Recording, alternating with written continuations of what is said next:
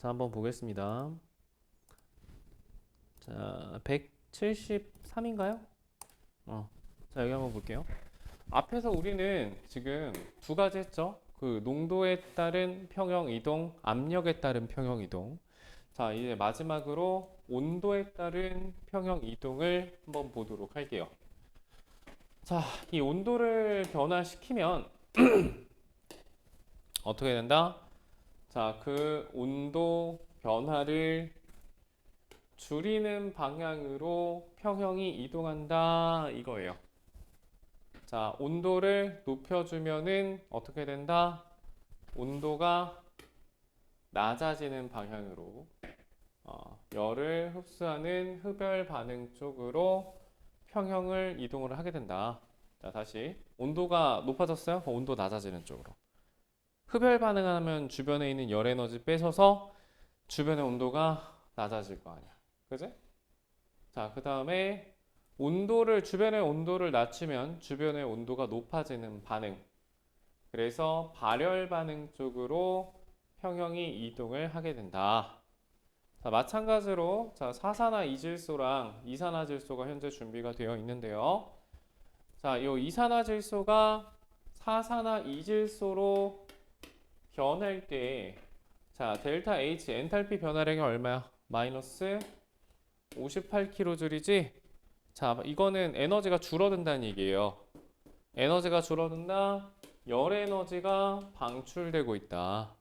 즉, 정반응이 무슨 반응이다? 발열 반응이다 라고 할 수 있겠네. 그럼 역반응은 반대로 뭐가 되겠어? 흡열 반응이 되겠지. 자, 그래서 여기에서 자, 온도를 높여주었다고 합니다. 자, 온도를 높여주었다. 정반응이 발열이라고 했잖아. 그럼 온도를 높이면 발열 반응이 아니라 반대로 역반응이 우세하게 일어나면서 어떻게 된다? 사산화이질소의 농도는 감소할 것이다. 그죠? 이산화질소는 늘어날 거 아니야. 이해되셨나요? 자, 정반응이 발열 반응이에요. 자, 온도를 낮췄어요. 그럼 온도를 높이기 위해서 정반응이 촉진이 되겠지.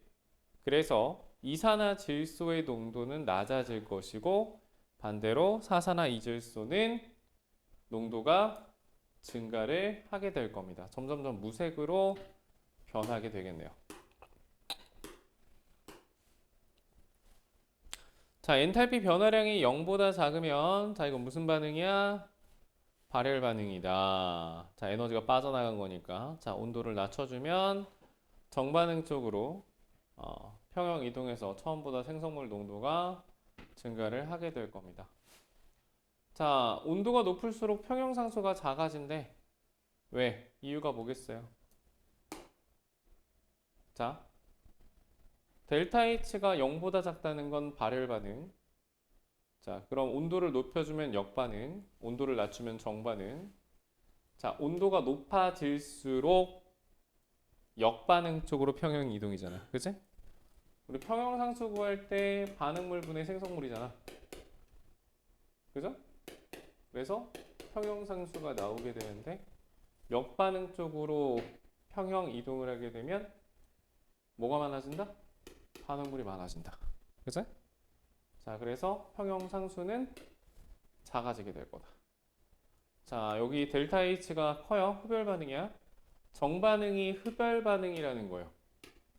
자, 그럼 온도를 높여주면 자, 온도를 낮추기 위해서 흡열 반응이 진행이 되며 생성물 농도가 증가하는 결과가 나오게 되겠지. 반대로 온도를 낮춰주면은 온도를 어떻게 한다? 자, 흡열 반응이잖아요. 그죠? 역반응이죠? 그지?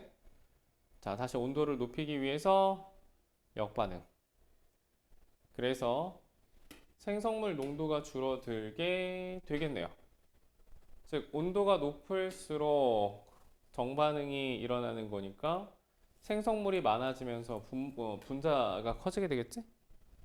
자, 그래서 평형상수는 더욱 커지게 될 거다. 자, 일상생활에서 온도 변화에 따른 평형 이동의 예를 살펴보면 자, 일산화질소는 거의 생성이 안 된대. 델타 H가 지금 0보다 크죠? 이거 흡열 반응이라는 얘기예요. 그죠? 자, 그래서 자동차 엔진 내부와 같이 온도가 매우 높은 조건에서는 흡열 반응인 정반응 쪽으로 평형이 이동을 하게 된다. 그래서 일산화질소가 많이 만들어진다고 합니다. 자, 설탕 용해 반응 같은 경우에는 자, 델타 H가 0보다 크죠? 흡열이라는 얘기예요. 자, 그렇다는 것은 온도를 높여주게 되면은 온도를 낮추기 위해서 정반응이 진행이 될 거다. 그래서 뜨거운 물에 잘 녹는다 이거지. 그치? 자, 이산화탄소 용해 반응은 델타 H가 0보다 작아요. 에너지가 방출되는 발열 반응입니다. 그래서 반대로 온도를 낮춰줘야 되겠지. 그치?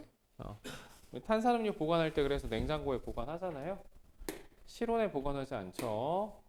자, 다음으로 넘어가서 이번에는 온도 변화에 따른 평형 이동이라고 나와 있습니다. 자, 0.1 물농도 염화코발트 수용액에 5ml 넣고 붉은색의 염화코발트 수용액의 색이 변할 때까지 진한 염산을 넣어준다. 자, 요 실험 과정 한번 볼까요? 염화코발트 물에 녹아서 자, 여기 염화 이온하고 이렇게 지금 분리가 된 것을 볼 수 있어요. 자, 근데 여기에다가 수용액 HCl을 반응시키면 다음과 같은 평형을 이룬다라고 나와 있네. 자, 염화코발트 수용액에다가 HCl을 넣어주면 이 Cl- 농도가 증가하겠지. 자, 반응물의 농도가 증가한다 이거야. HCl을 넣어줬다, Cl-가 늘어났다. 그러면 이걸 줄이기 위해서 정반응이 진행이 되겠네. 그치? 자, 그래서 여기 보면은 정반응이 일어나서 수용액이 점점 파란색으로 변하게 될 거고요. 과정 1의 시험관에 얼음물을 넣었다고 합니다. 얼음물. 자, 얼음물에 넣어주게 되면 지금 이거 무슨 반응이라고 했어요? 흡열이잖아. 그치? 델타 H가 0보다 크다는 얘기는 정반응이 흡열이라는 얘기예요. 반대로 역반응은 발열이 될 거다. 얼음물에 넣어주면은 온도가 떨어지니까 온도를 높이기 위해서 발열 반응이 일어나겠지? 그지? 자, 그래서 역반응 쪽으로 평형 이동해서 자, COH2O6 농도가 증가를 하게 될 거예요. 자, 더운 물에 넣어주면 흡열 반응이니까 정반응이 촉진이 돼서 염화코발트의 색은 푸른빛으로 변하게 되겠네. 자, 그러면 이 르샤틀리의 원리 한번 볼까요? 자, 농도가 증가를 하면은 농도가 감소하는 쪽으로. 반대로 농도가 감소하면은 농도 증가하는 쪽으로. 압력을 증가시키면 압력 감소하는 쪽으로. 압력이 감소하면 압력이 증가하는 쪽으로 화학 반응이 진행이 된다라는 거. 자, 다음 온도가 있는데 온도 높여주면은 열 에너지 흡수하는 방향으로. 온도를 낮춰주면은 열 에너지를 방출하는 방향으로 진행이 된다. 되셨나요? 자, 그 다음에 수득률 나오는데, 자, 요거 한번 볼게요. 자, 평형 이동과 수득률. 이 르샤틀리의 원리를 이용을 하면은 우리가 얻고자 하는 물질의 양을 늘릴 수 있다 이거예요. 뭐 하나 예를 들자면, 보통 나오는 게 요 암모니아인데, 자, 한번 보겠습니다. 자, 가역적으로 일어나는 화학 반응에서 평형을 정반응으로 이동시키면 수득률을 높일 수 있다. 지금 보면은 또 있어요, 조건이. 앞에 개수 A, B, C, D. 자, A랑 B가 있어. C랑 D가 있어. 자, A 플러스 B가 더 크대. C 플러스 D보다. 자, 그러면 압력을 어떻게 하면 될까? 요게 크잖아. 압력을 높여주면 압력을 줄이기 위해서 정반응이 촉진되겠지. 자, A 플러스 B가 뭐보다 크다? C 플러스 D보다 크다는 거는 여기 몰수가 더 많다는 얘기잖아. 그지?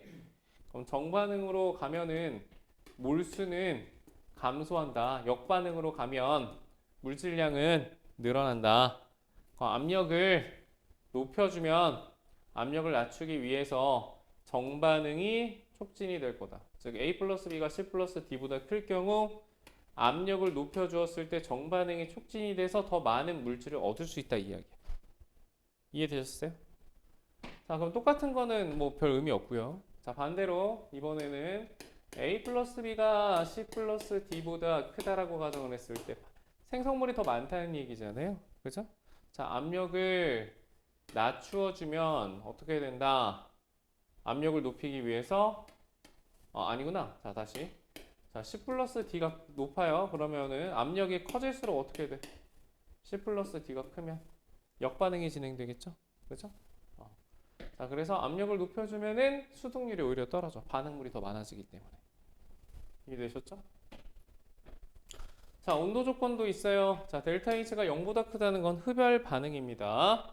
자, 온도를 높여주면은 흡열 반응은 수동률이 증가할 거고요. 자, 반대로 온도를 낮춰주면은 수동률이 어떻게 된다? 감소하겠죠? 그죠? 자, 이거는 델타 H가 0보다 작다는 얘기는 뭐예요? 이거는 발열 반응이라는 얘기잖아. 그지? 발열 반응이니까 오히려 온도를 높여주면은 수동률이 줄어든다. 발열 반응은 온도 낮춰줘야 돼. 그지?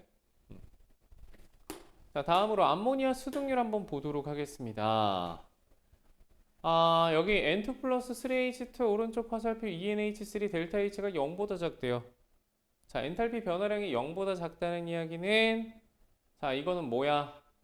마이너스라는 얘기잖아. 흡열이에요? 발열이에요? 자, 델타 H가 마이너스 값을 가진다는 거는 반대로 생각하면 돼. 마이너스다? 열 에너지는 플러스다. 열 에너지가 방출되고 있다. 알겠어? 델타 H랑 발열량이랑은 부호가 서로 반대입니다. 델타 H가 마이너스라는 건 발열량이 플러스라는 얘기예요. 정반응이 지금 발열 반응이다. 열 에너지 흡수하는 반응이다. 열 에너지가 방출되는 반응이라고 보시면 되겠습니다. 자, 그래서 자, 압력을 어떻게 해야 돼요? 암모니아를 얻기 위해서는 자, 여기 3몰, 2몰이야. 압력을 높여주면 압력을 낮추기 위해서 정반응이 촉진이 되겠지. 그치? 자, 그 다음에 온도를 낮추어주면 자, 발열 반응인 정반응 쪽으로 평형 이동한대. 온도를 낮추면 정반응이 일어난다 이거야. 알겠어? 자, 근데 온도가 너무 낮으면 안 된대. 왜냐면은 그 시간이 좀 오래 걸릴 수 있대. 최적의 시간과 최적의 압력이 그래서 어느 정도가 된 거야? 온도를 너무 낮추면 반응 속도가 느려지기 때문에 물질을 얻기까지 시간이 오래 걸린다. 그래서 그 적정 온도와 압력을 찾아내는 게 400도씨에서 600도씨. 물론 200도씨 밑으로 온도를 더 낮추면 수동률은 올라가기는 해요. 근데 얻기까지 시간이 너무 오래 걸려. 비효율적이잖아. 그래서 400에서 500도 정도, 600도까지 맞춰주는 거고 압력은 높여서 한 200에서 400기압 정도 해가지고 암모니아를 합성을 할 수 있게 된 거다. 이게 하버부시법이죠. 그죠? 자, 그러면 그 뒤쪽에 문제를 풀어보도록 하겠습니다.